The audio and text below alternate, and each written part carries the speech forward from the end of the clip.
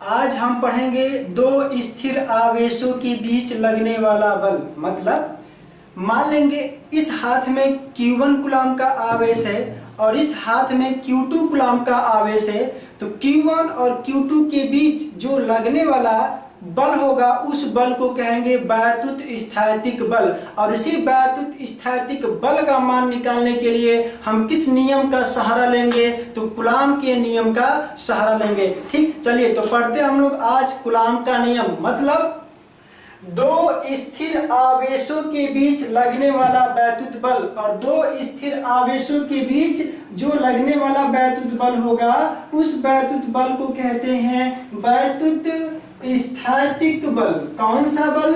वैद्युत स्थैतिक बल। और इस वैद्युत स्थैतिक बल को निकालने के लिए कौन सा नियम लगाते हैं? तो कूलाम का नियम। किसका नियम?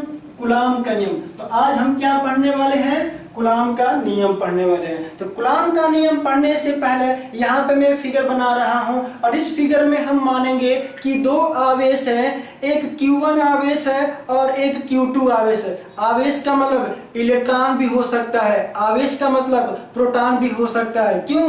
क्योंकि इलेक्ट्रॉन पर भी आवेश होते हैं और प्रोटॉन पर भी आवेश होते हैं। तो मानेंगे यहाँ पे कि दो आवेश है, पहला आवेश Q1 है, दूसरा आवेश Q2 है। जो Q1 आवेश है उसको कहां पे रखा गया है? बिंदु A पर। और जो Q2 आवेश है उसको कहां पे रखा गया है? बिंदु B पर। और दोनों आवेशों के बीच की दूरी कितनी है? R है। दो आवेश क्रमशः Q1 वो Q2 है और दोनों आवेशों के बीच की दूरी कितना है? R है। तब दोनों आवेशों के बीच, कितने आवेशों के बीच? दो आवेशों के बीच। दोनों आवेशों के बीच जो लगने वाला वैद्युत बल होगा उस वैद्युत बल की जो दिशा होगी दोनों आवेशों को मिलाने वाली रेखा के अनुदिश होगी। मतलब एक बिंदु A है, एक बिंदु B है, बिंदु A पर भी आवेश और बिंदु B पर भी आवेश। जब बिंदु A और बिंदु B को हम मिला देंगे, क्या कर देंगे? बिंदु A और बिंदु B को जब हम मिला देंगे तो दोनों आवेशों के बीच जो लगने वाला वैद्युत बल की जो दिशा होगी बिंदु A और बिंदु B को मिलाने वाली रेखा के अनुदिश होगी। मतलब पहले आवेश के द्वारा दूसरे आवेश पर लगने वाला बल मान लेंगे किधर है? उधर है, यानी उस साइड है। उसी प्रकार दूसरे आवेश के द्वारा पहले आवेश पर लगने वाला बल मान लेंगे किधर है? इधर है। यानी पहले आवेश के द्वारा दूसरे आवेश पर लगने वाला बल किधर है? उस साइड है, यानी A और B मिलाने वाली रेखा के अनुदिश, यानी इसी रेखा पे है। उसी प्रकार दूसरे आवेश के द्वारा पहले आवेश पर लगने वाला बल की दिशा किधर है? इधर है। मतलब A और B के मिलाने वाली रेखा के अनुदिश है। तो कहने का मतलब दो आवेशों के बीच जो लगने वाला बल की दिशा होती है दोनों आवेशों को मिलाने वाली रेखा के अनुदिश होती है। या तो रेखा से दूर होती है या तो रेखा के अंदर होती है। अंदर कब होगी? जब एक प्लस आवेश हो और एक माइनस आवेश हो। मतलब जब आकर्षण बल होगा तो वो अंदर की ओर होगा, जब प्रतिकर्षण बल होगा तो वो दूर होगा। जैसे मैं फिगर में बनाया हूं, फिगर में जो बना है वो प्रतिकर्षण बल का बना है, यानी यह भी प्लस आवेश है और ये भी प्लस आवेश है और दोनों प्लस प्लस आवेश के बीच में कौन सा बल है? प्रतिकर्षण बल है। तो चलिए आज हम निकालते हैं दो आवेशों के बीच में लगने वाला वैद्युत बल। और दो आवेशों के बीच में लगने वाला वैद्युत बल का मान हम किस नियम के अनुसार निकालेंगे? कूलाम के नियम के अनुसार। और कूलाम का नियम क्या कहता है? कूलाम का नियम यही कहता है कि दो आवेशों के बीच लगने वाला वैद्युत बल दोनों आवेशों के मात्रा के गुणनफल के समानुपाती तथा उनके बीच के दूरी के वर्ग के व्युत क्रमानुपाती होता है। तथा इस बल की जो दिशा होती है दोनों आवेशों को मिलाने वाली रेखा के अनुदिश होती है। इसी स्टेटमेंट को मैं मैथ के लैंग्वेज में यहाँ पे लिख रहा हूँ। मैं क्या बोला हूँ? कूलाम के नियम के अनुसार मैं क्या बोला हूँ? दो आवेशों के बीच में लगने वाला बल, यानी दो आवेशों के बीच में जो लगने वाला बल F होगा दोनों आवेशों के मात्रा के गुणनफल के समानुपाती। मतलब पहले आवेश की मात्रा कितनी है Q1, दूसरे आवेश की मात्रा कितनी है Q2, यानी दोनों आवेशों के मात्रा के गुणनफल के समानुपाती। ये पहला स्टेटमेंट हो गया। दूसरा स्टेटमेंट में क्या बोला हूं, दोनों आवेशों के बीच में लगने वाला जो वैद्युत बल होगा, जिसको हम वैद्युत स्थैतिक बल भी कहते हैं, दोनों आवेशों के बीच में लगने वाला जो वैद्युत बल या वैद्युत स्थैतिक बल होगा, दोनों आवेशों के बीच की दूरी, तो बीच की दूरी क्या है r है, दोनों आवेशों के बीच की दूरी के वर्ग के व्युत्क्रमानुपाती, मतलब 1/r²। ये सेकेंड स्टेटमेंट है। ये पहला स्टेटमेंट और सेकेंड स्टेटमेंट, इन दोनों को हम मिला देंगे तो क्या हो जाएगा, कूलाम का नियम हो जाएगा। अब इसी पहले और दूसरे को हम लोग क्या करेंगे, संयुक्त करेंगे। तो लिखेंगे यहाँ पे समीकरण 1 को समीकरण 2 को क्या करने पर, संयुक्त करने पर। जब समीकरण 1 और समीकरण 2 को हम संयुक्त कर देंगे तो क्या मिलेगा, ध्यान से देखिएगा, ये भी f है, ये भी f है, तो एक बार f होगा। ये सिंबल दोनों सिंबल सेम है, तो सिंबल भी यहाँ पे वही होगा। ऊपर Q1 इंटू Q2 है, तो ऊपर हो जाएगा Q1 इंटू Q2, और नीचे क्या है R है, तो नीचे हो जाएगा R²।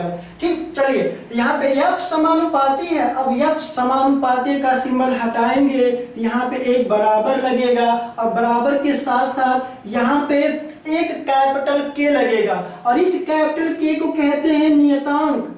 क्या कहते हैं, नियतांक। और इस नियतांक का नाम क्या है, इस नियतांक का नाम है वैद्युत स्थैतिक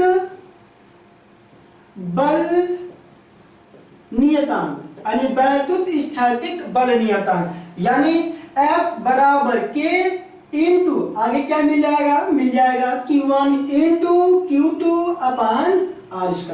ये जो फार्मूला है, ये किसका फार्मूला है, दो आवेशों के बीच लगने वाले बल का फार्मूला है। इसी को कहते हैं कूलाम्स फोर्स। इसको क्या कहते हैं, कूलाम्स फोर्स। कूलाम्स फोर्स का मतलब कूलाम का बल भी कहते हैं। चलिए स्क्रीनशॉट ले लीजिए, फिर हम लोग आगे बढ़ते हैं।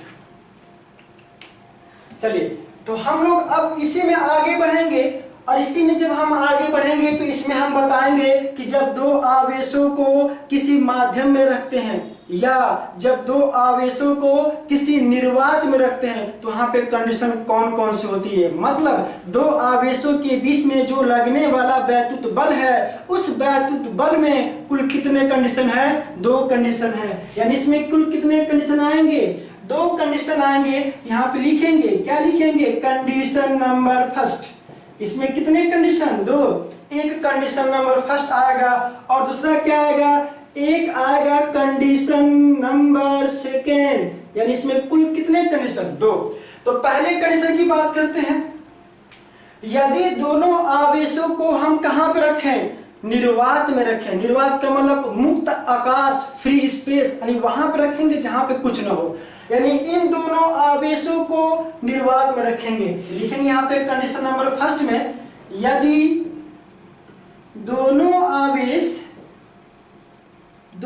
आवेश कहां पे हो, निर्वात में हो।